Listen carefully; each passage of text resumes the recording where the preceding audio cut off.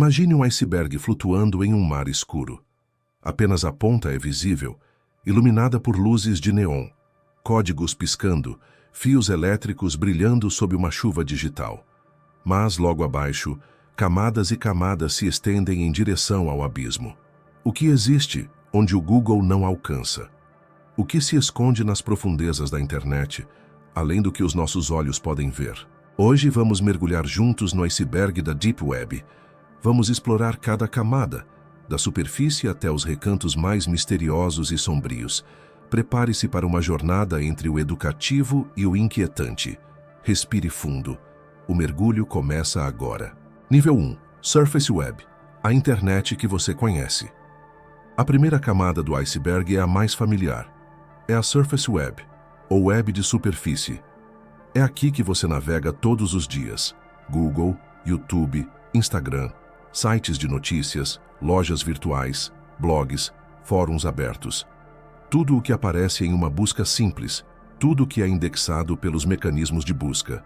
Quando você digita uma pergunta no Google e recebe milhares de respostas, está navegando apenas na superfície. Essa camada representa menos de 10% de todo o conteúdo da internet. Parece pouco? É quase nada diante do que está oculto logo abaixo. A Surface Web é aberta, acessível, monitorada. É o palco iluminado do grande teatro digital. Mas assim como um palco, ela esconde bastidores, corredores escuros e portas trancadas. E é por essas portas que vamos passar agora. Nível 2. Deep Web. O cotidiano invisível. Descendo um pouco mais, chegamos à Deep Web. Aqui, a luz já é mais fraca. Mas, ao contrário do que muitos pensam, a Deep Web não é um antro de crimes ou segredos proibidos. Na verdade, você já esteve nela, talvez sem perceber. A Deep Web é composta por tudo aquilo que não está indexado pelos buscadores. Sabe aquele painel do seu banco online? Seu e-mail protegido por senha?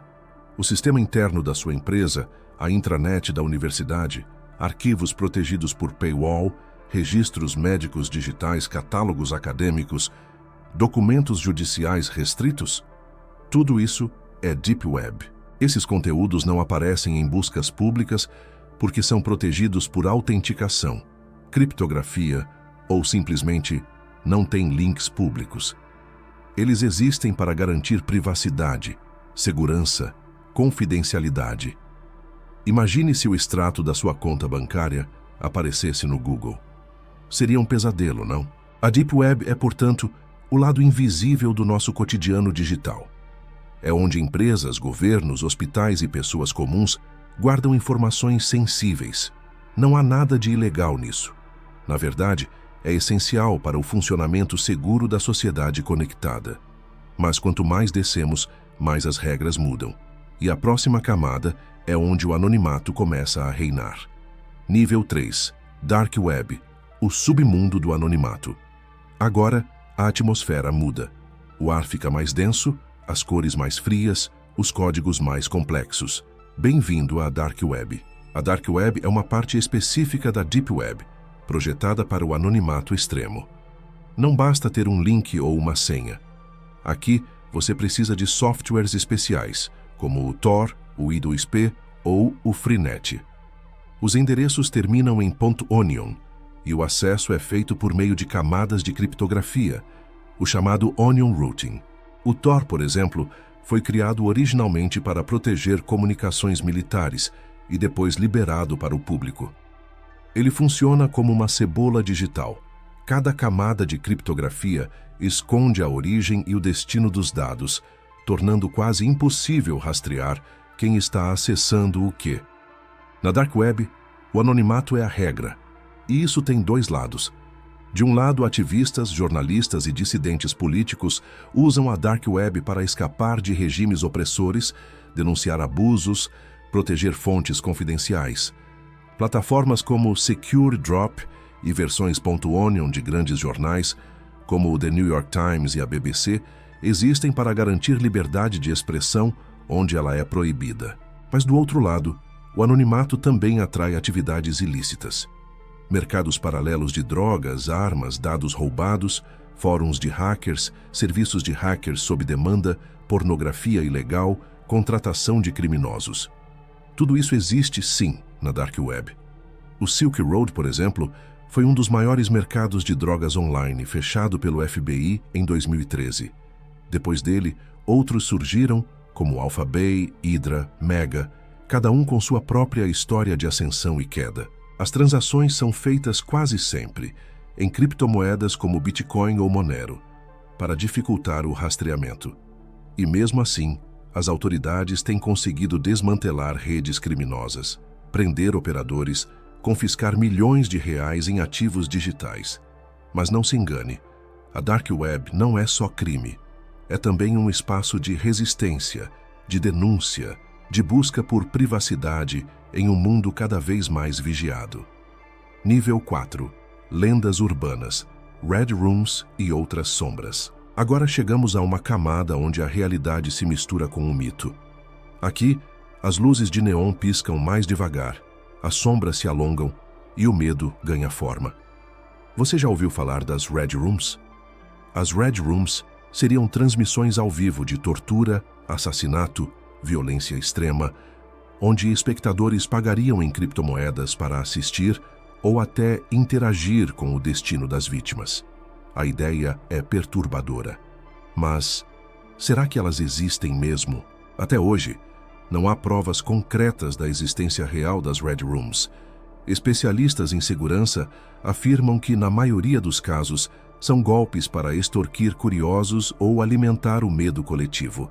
O que existe, de fato, são sites que prometem esse tipo de conteúdo, mas nunca entregam.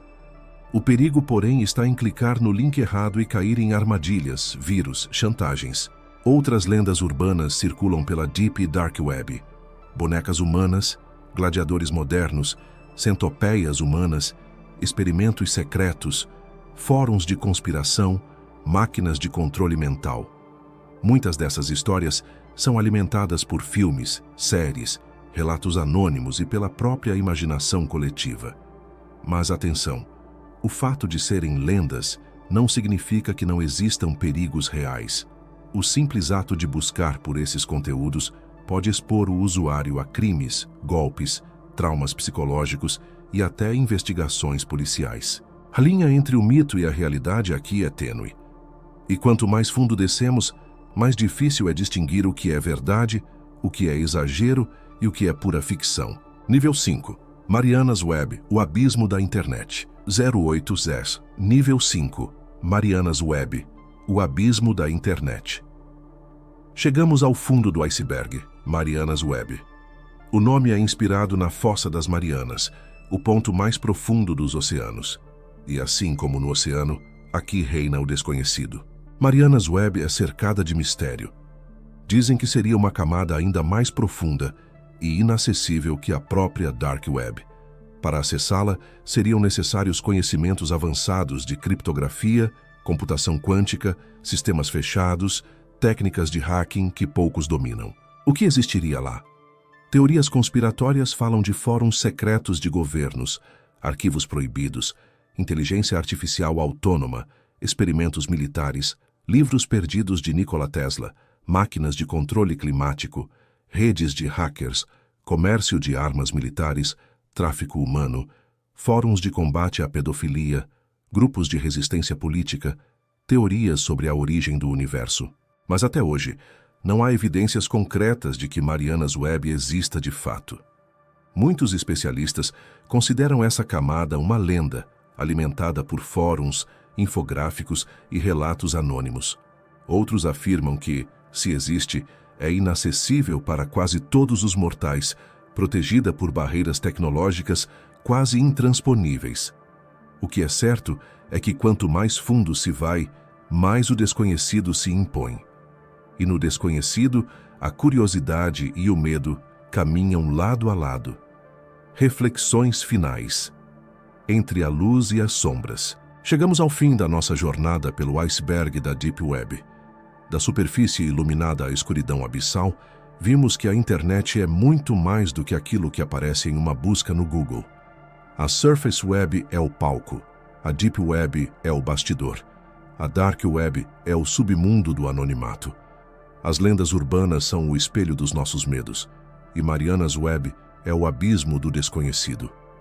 Mas, afinal, o que aprendemos com essa viagem? A tecnologia é uma ferramenta poderosa. Ela pode ser usada para proteger, libertar, conectar. Mas também pode ser usada para esconder, manipular, ferir. O anonimato online é um direito, mas também um risco. A privacidade é essencial, mas não pode ser desculpa para a impunidade. No Brasil, a legislação evolui para tentar acompanhar os desafios do mundo digital. O acesso à Deep Web não é crime, mas o uso indevido, a busca por conteúdos ilegais, a participação em crimes virtuais, tudo isso é punido com rigor crescente.